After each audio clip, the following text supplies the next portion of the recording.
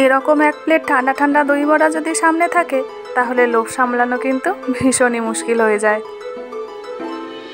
আর বিশেষ করে এই গরমের সময়। আর এই দই বড়ার সঙ্গে থাকছে 2 রকম চাটনি, ভাজা মশলা। ড্রিম রিলিশের পক্ষ থেকে আপনাদের জানাই সাদর আমন্ত্রণ। তাহলে আমার আজকের রেসিপি দই বড়া।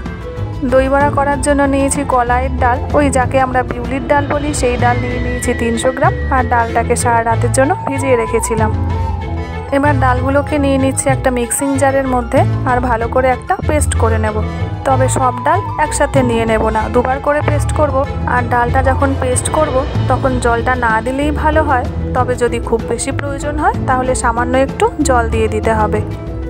আর এইভাবে ডালটা পেস্ট করে একটা বড় পাত্রের মধ্যে নিয়ে নিচ্ছি। এইবারই করতে হবে আসল কাজটা, যার জন্য দই বড়াগুলো হবে একদম নরম তুলতুলে। প্রায় 10 মিনিট ধরে এরকম ডালটাকে ফেটাতে হবে। আর ডালটা যত বেশি ফেটানো যাবে ততই বড়াগুলো হবে নরম তুলতুলে। আর ফেটাতে ফেটাতে কিন্তু ডালের কালারটাও চেঞ্জ হয়ে যাবে। 5 মিনিট ধরে ফেটানোর পরে এখানে দিয়ে দিচ্ছি 1 চামচ মতন লবণ, আর লবণটা দিয়ে আরও 5 মিনিট ধরে ফেটিয়ে নিচ্ছি। আর ডালটা ভালো করে ফেটানো হয়েছে কিনা সেটা বোঝার জন্য একটা বাটিতে জল নিয়ে নিয়েছি, আর ডালের মিশ্রণ থেকে অল্প একটু ডাল জলের মধ্যে দিয়ে দিচ্ছি। যদি ডালটা বাটির মধ্যে ভেসে ওঠে তাহলে বুঝতে হবে ডাল ফেটানোটা একদম পারফেক্ট হয়েছে। এবারে বড়াগুলো ভেজে নেব, সেজন্য কড়াইতে দিয়ে দিচ্ছি পরিমাণ মতন সাদা তেল। আর তেলটা কিন্তু খুব বেশি গরম করা যাবে না। তেলটা যখন হালকা গরম হবে তখন বড়াগুলো এক এক করে দিয়ে ভেজে নেব। আর বড়াগুলো দেওয়ার সঙ্গে সঙ্গে কিন্তু একদমই উল্টানো যাবে না। 2 থেকে 3 মিনিট ধরে বড়াটা ভাজা হওয়ার পরে বড়াগুলো উল্টে দিতে হবে। এভাবে উল্টে পাল্টে বড়াগুলোকে ভেজে নিতে হবে। আর এই সময় গ্যাসের ফ্লেমটা কিন্তু লো টু মিডিয়াম রাখতে হবে। গ্যাসের ফ্লেমটা এখানে কোনোভাবেই বাড়ানো যাবে না, তাহলে বাইরেটা লাল হয়ে যাবে, ভেতরটা কাঁচা থেকে যাবে। আর খুব বেশি লাল করেও ভাজার দরকার নেই, এইভাবে হালকা একটু লাল করে বড়াগুলো ভেজে নিচ্ছি।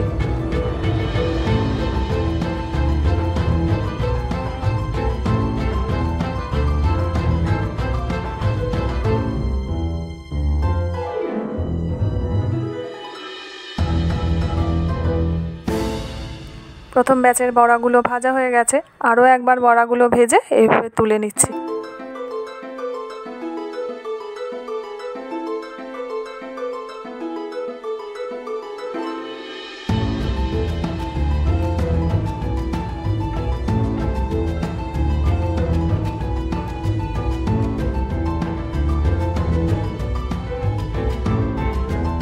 এবার একটা পাত্রের মধ্যে নিয়ে নিচ্ছি বেশ খানিকটা জল, আর এই জলের মধ্যে দিয়ে দিচ্ছি 1 চামচ নুন আর 1 চামচ চিনি।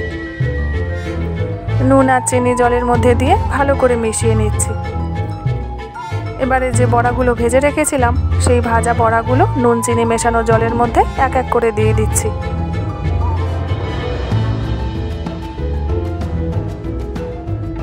আর একটা চামচ দিয়ে ভালো করে এভাবে চুবিয়ে দিচ্ছি।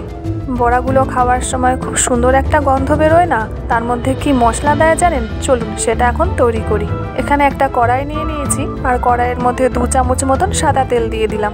এবার ওই তেলের মধ্যে দিয়ে দিচ্ছি 1 চামচ সর্ষে, 1 চামচ গোটা জিরে, আর দিয়ে দিলাম সামান্য একটু মেথি।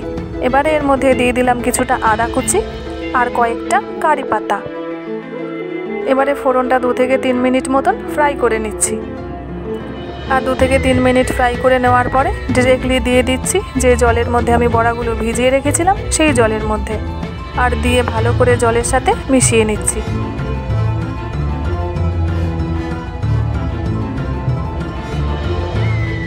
এবার বড়াগুলো চাপা দিয়ে রাখছি, ওই আধ ঘন্টা মতন এখানে বড়াগুলো ভিজতে দেব। এবার যে 2 রকম চাটনির কথা বলেছিলাম না, সেই চাটনিটা চলুন তৈরি করে ফেলি। প্রথমে বানাবো গ্রিন চাটনি। সেই জন্য একটা মিক্সিং জারের মধ্যে দিয়ে দিলাম 1 মুঠো ধনে পাতা, কয়েকটা কাঁচা লঙ্কা, আর দিয়ে দিলাম 2 কোয়া রসুন, কয়েকটা আদার টুকরো। এখানে দিয়ে দিলাম কিছুটা তেঁতুল। এবারে দিয়ে দিচ্ছি 1 চামচ সাদা নুন, 1 চামচ বিট নুন, আর 1 চামচ চাট মশলা, আর দিয়ে দিচ্ছি 2 চামচ চিনি। এবারে দিয়ে দিচ্ছি বড় চামচের 2 চামচ টক দই। এখানে কিন্তু কোনো রকম জল ইউজ করলাম না। ঠিক এরকম একটা টেক্সচারে গ্রিন চাটনিটা তৈরি করে ফেললাম। এবারে চাটনিটা ঢেলে রাখলাম একটা পাত্রের মধ্যে। গ্রিন চাটনিটা তো তৈরি হয়ে গেল, এবারে তাহলে চলুন আরেকটা চাটনি তৈরি করে ফেলি। সেই জন্য এখানে নিয়ে নিলাম প্রায় 150 গ্রাম মতন তেঁতুল, আর তেঁতুলটাকে ভালো করে চটকে তেঁতুলের পাল্পটা বার করে নিলাম। এখানে কড়াইতে দিয়ে দিয়েছি 2 চামচ সাদা তেল। এবারে যে তেঁতুলটা রেখেছি সেই তেঁতুলটা ছেঁকে ওই কড়াইয়ের মধ্যে দিয়ে দিচ্ছি, আর ওই তেঁতুলের পাল্পের মধ্যে দিয়ে দিলাম কিছুটা জল। এখানে দিয়ে দিচ্ছি 1 কাপ পরিমাণ চিনি দিয়ে তেঁতুলের পাল্পের সাথে ভালো করে মিশিয়ে নিচ্ছি। আর কিছু উপকরণ দিয়ে দেব, যেমন এখানে দিয়ে দিলাম 1 চামচ লবণ, 1 চামচ বিট লবণ, 1 চামচ চাট মশলা আর কিছুটা কাশ্মীরি রেড চিলি পাউডার। এবার ভালো করে ফুটিয়ে নেব যতক্ষণ না চাটনিটা গাঢ় হয়। আর ঠিক যখন এরকম গাঢ় হবে তখন নামিয়ে নেব একটা পাত্রের মধ্যে। এর থেকে আর বেশি গাঢ় করব না, কারণ ঠান্ডা হলে এটা আরও অনেকটা গাঢ় হয়ে যাবে। এবারে দই বড়ার জন্য একটা ভাজা মশলা তৈরি করে নেব। সেজন্য কড়াইতে দিয়ে দিলাম কয়েকটা শুকনো লঙ্কা, 1 চামচ গোটা জিরে, 1 চামচ গোটা মৌরি আর 1 চামচ ধনে। এবারে মশলাটা 1 থেকে 2 মিনিট মতন ফ্রাই করে একটা পাত্রের মধ্যে ঢেলে ঠান্ডা করে গুঁড়ো করে নেব। এদিকে প্রায় 30 মিনিট মতন হয়ে গেছে। দই বড়াগুলো এবার আমি রেডি করে নেব। সেজন্য একটা পাত্রের মধ্যে প্রায় 1 কেজি মতন টক দই নিয়ে নিলাম, আর টক দইয়ের মধ্যে দিয়ে দিলাম বেশ কয়েকটা আইস কিউব। এবারে এর মধ্যে 1 চামচ লবণ আর 1 চামচ বিট লবণ দিয়ে ভালো করে ফেটিয়ে নেব। টক দইয়ের মধ্যে আইস কিউব দিয়ে যদি এভাবে ফেটানো হয় তাহলে দইটা কিন্তু পরে জল কেটে যাবে না, আর মিক্সচারটাও হবে একদম ক্রিমের মতন। দেখুন কত সুন্দর ক্রিমের মতন মিক্সচারটা তৈরি হয়ে গেছে। এবারে যে বড়াগুলো জলের মধ্যে ভিজিয়ে রেখেছিলাম সেই বড়াগুলো এক এক করে জল থেকে তুলে নিচ্ছি, আর হালকা হাতে প্রেস করে জলগুলো বার করে নিচ্ছি। এখানে বেশি জোরে প্রেসার দেওয়া যাবে না, তাহলে কিন্তু বড়াগুলো ভেঙে যেতে পারে। আস্তে করে ওই যতটা জল বার করা সম্ভব ততটাই জলটা বার করে নিচ্ছি, আর দইয়ের মধ্যে ভালো করে চুবিয়ে দিচ্ছি। এইভাবে দইয়ের মধ্যে চুবিয়ে প্রায় 1 ঘন্টা মতন রেখে দেব, আর রাখবো অবশ্যই ফ্রিজের মধ্যে। আর 1 ঘন্টা পরে আমি দই বড়াগুলো সার্ভ করে দেব, আর সার্ভ করব ঠিক দোকানের মতন। সেই জন্য একটা প্লেটের মধ্যে প্রথমে বড়াগুলো সাজিয়ে নিচ্ছি, আর ওপর থেকে দিয়ে দিচ্ছি কিছুটা করে দই। আর ওদিকে চাটনিও নিয়ে নিয়েছি, আর একটা প্লেটের মধ্যে নিয়েছি বিট লবণ, ভাজা মশলা, কাশ্মীরি রেড চিলি পাউডার আর কিছুটা ঝুরি ভাজা। এবারে দই বড়াগুলো ওপর থেকে সাজিয়ে প্রথমে দিয়ে দিচ্ছি গ্রিন চাটনি,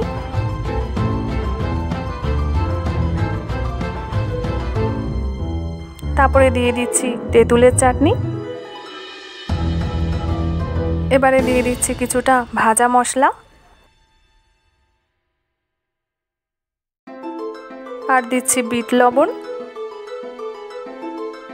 এবারে দিয়ে দিচ্ছি কাশ্মীরি রেড চিলি পাউডার, ওই দেখতে যেন ভালো লাগে সেই জন্য। আর ওপর থেকে দিয়ে দিচ্ছি কিছুটা ঝুরি ভাজা।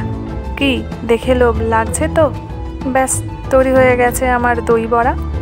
দোকান থেকে অর্ডার না করে তাহলে এইভাবে বাড়িতেই বানিয়ে ফেলুন ঠান্ডা ঠান্ডা দই বড়া। আর রেসিপিটা কেমন লাগলো সেটা কিন্তু আমাকে কমেন্টে জানাতে ভুলবেন না।